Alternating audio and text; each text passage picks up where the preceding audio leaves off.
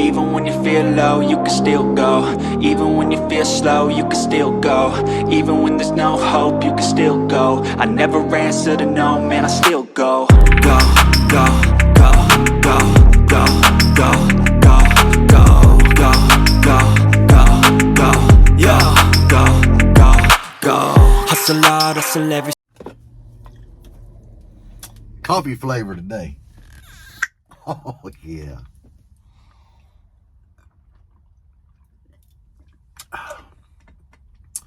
Man. Today, that's pretty heavenly. I needed that. So, Tuesday morning follow-up video for the weekend, I guess. I don't know. I don't even know what the hell we're talking about today.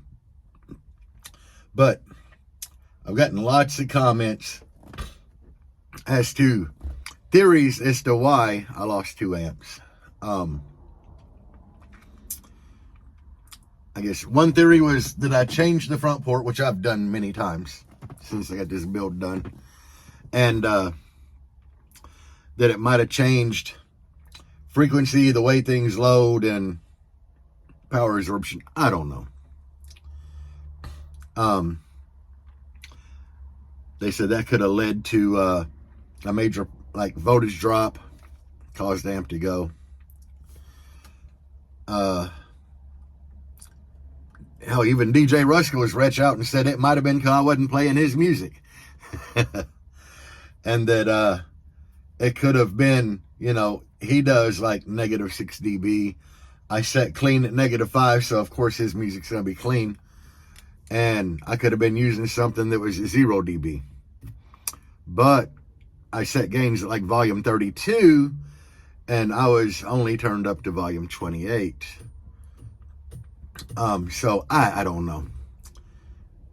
And then there was a theory that my amps are mounted to the back of my enclosure. Well, the enclosure is literally 2 1/4 inches thick. And the baffle is 3 layers, and it kind of splits right almost through the middle, which don't leave a whole lot of really room for anything to flex. I would say the back of my enclosure is the most solid place to mount anything in the whole vehicle. It's definitely going to have the least amount of vibration. So what do I think happened? Hell, I don't know. Honestly, don't know. What I thought was weird is the amps literally have no smell at all. Even when my wife's Vital Power, it blew a FET, and it was still working. It just lost power. But it smelled. That amp actually smelled like something burning it. So, I'm not sure.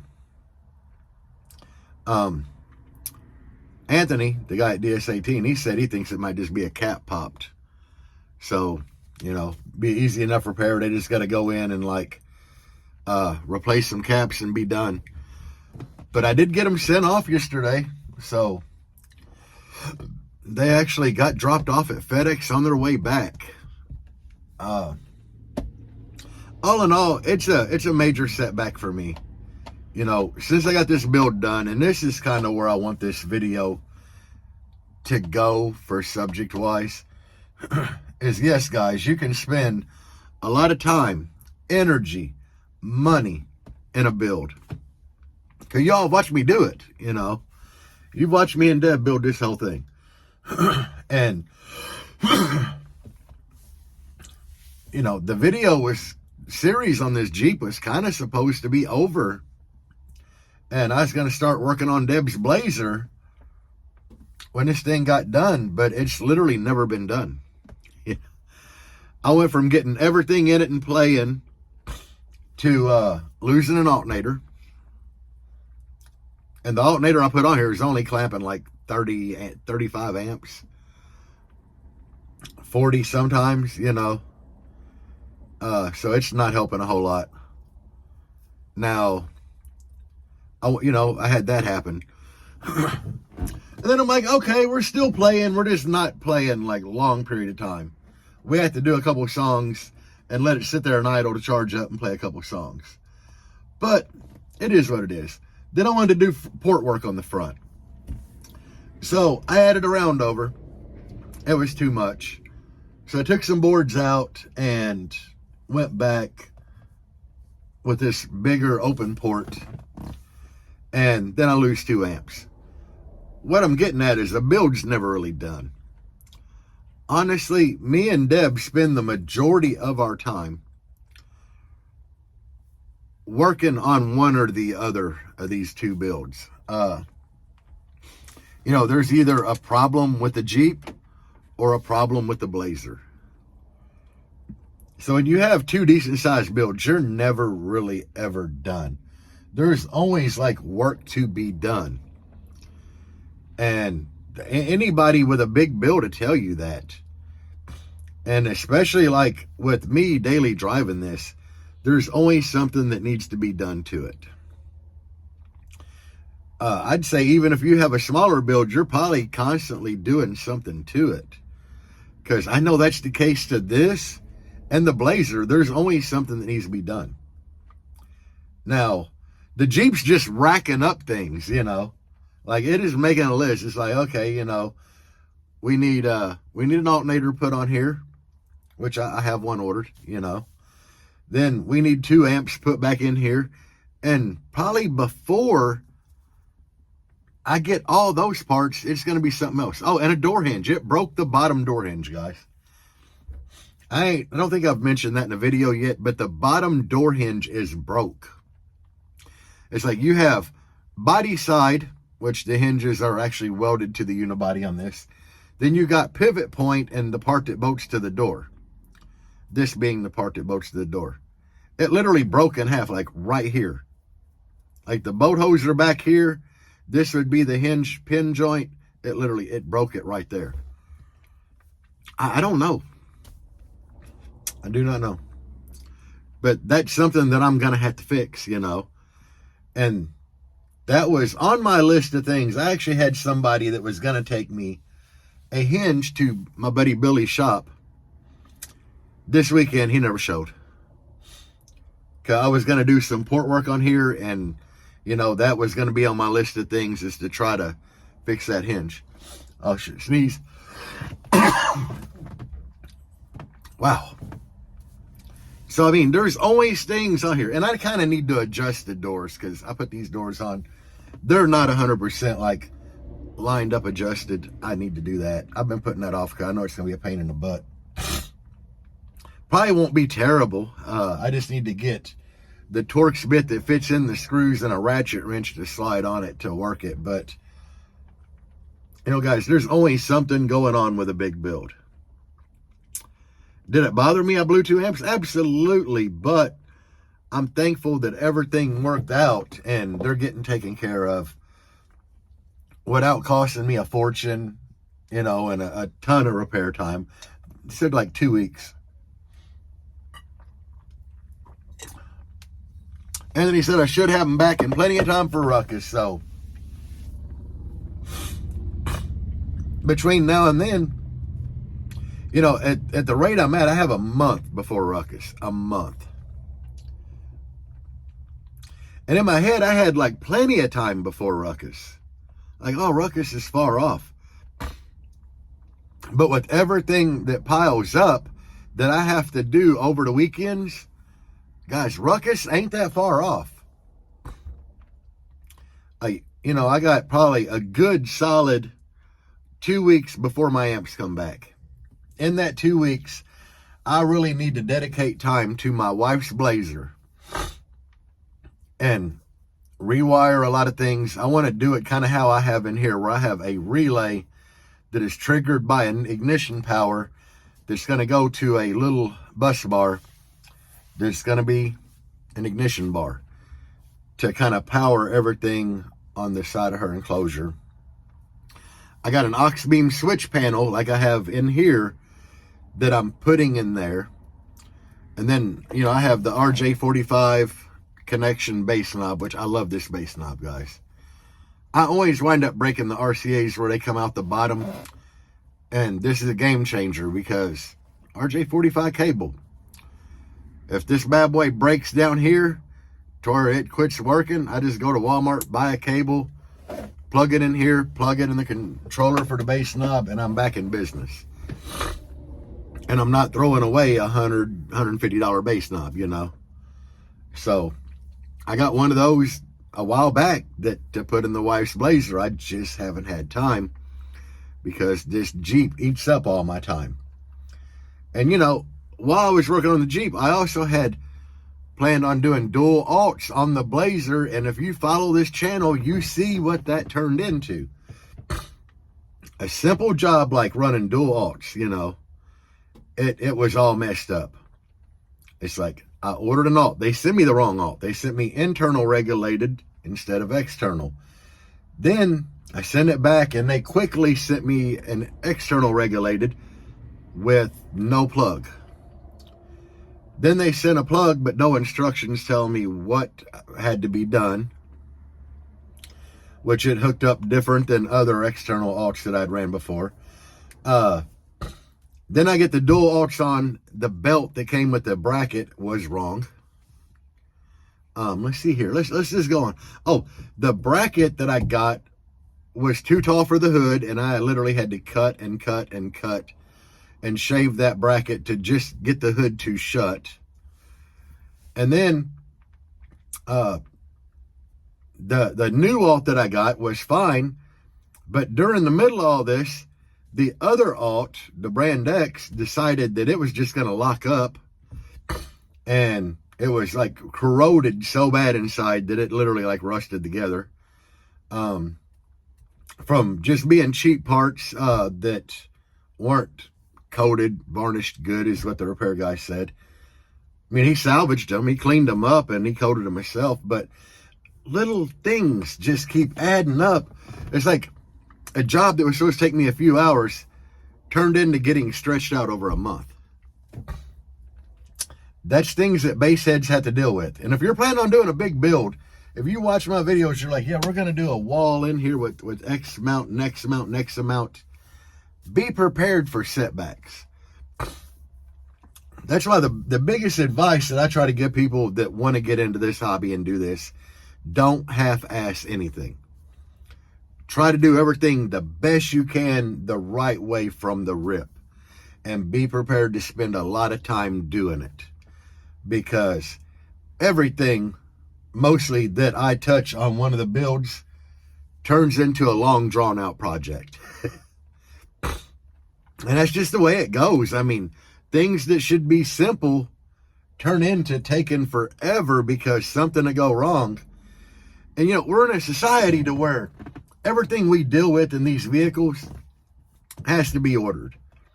It's not like you can just run to a little store on the corner and buy something you need. Now everything has to be ordered. The alternator, you know, I got a G2 Dynamics alternator coming. They're made by one of the best alternator builders in the game. But, I mean, he's got a ton of orders already. So when Paul places my order, it ain't like he's just going to be like, that's for Jerry. Screw these other guys. We're going to go ahead and do this one right now. It ain't that way. It ain't working like that, you know. My shit gets put in line with everybody else's, so I don't even know. Paul ain't even said how long it's going to take to get my alternator. A week? 2 weeks? All I know is I should have it by Ruckus. That's the story we're sticking with, guys. I should have it by Ruckus. But, you know, okay, so what I'm saying is I got a month before Ruckus. Here's things that have to be done. Put 2 amplifiers in. Okay, that's a few hours worth of work. Putting the amplifiers back in. You know, I got to slap the 2 amps that are coming back in. Put the fan brackets on them. Put the fans on them. Rewire the stuff for the subwoofers to strappable. Okay, no problem.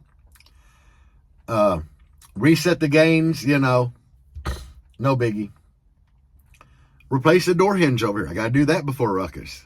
That can be a pain in the ass. But it has to be done, you know. So I got that. Let me go here. Alternator. I got to put an alternator on. That's a pain. That's like a half-day job.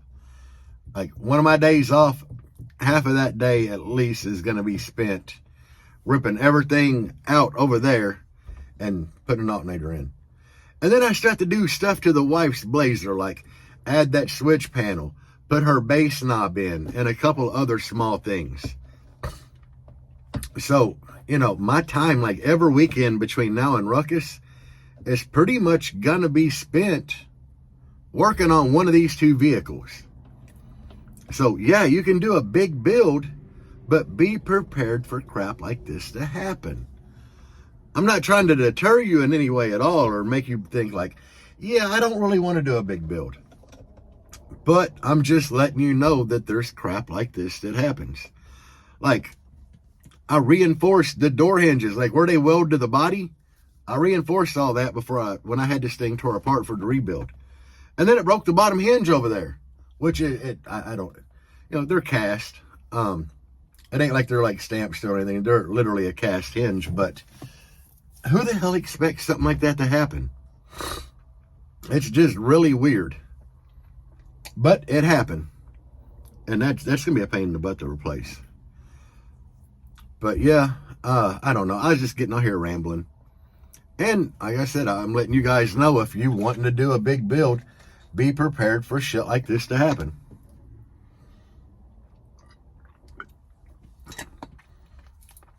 Things that you would never expect to happen to your build will happen. Always expect the unexpected.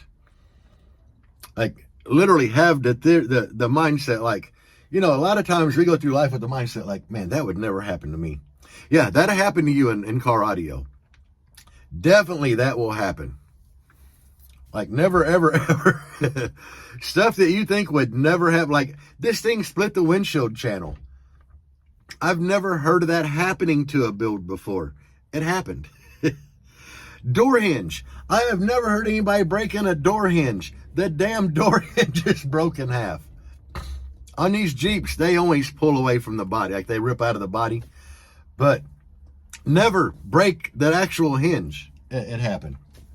And these are all setbacks between now and Ruckus, you know.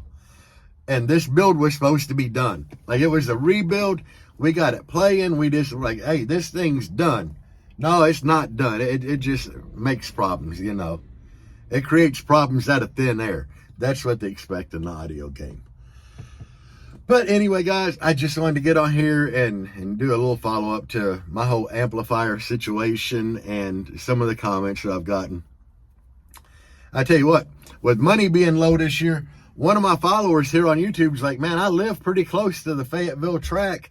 You can crash here. I might pull up with an air mattress. You don't even know, guy. You don't even know. Actually, I think he said something about he had a smoker or a barbecue grill. That actually sounds pretty good. But anyway, guys, I appreciate y'all for watching my videos. You know, I did give a shout out to all the people that are YouTube members and Patreon. It was the guys on Patreon. I actually had never pulled that money out. And that money that I saved up in there actually wound up paying for my new alternator. So I gave them a shout out in my alternator video. And I've had a lot of people message me and recommend alternators, which, like I said, I did get one from Paul at G2 Dynamics. I'm on Team G2. This is kind of a G2 build, or I try to keep it that way. And I got a pretty good deal on that alternator.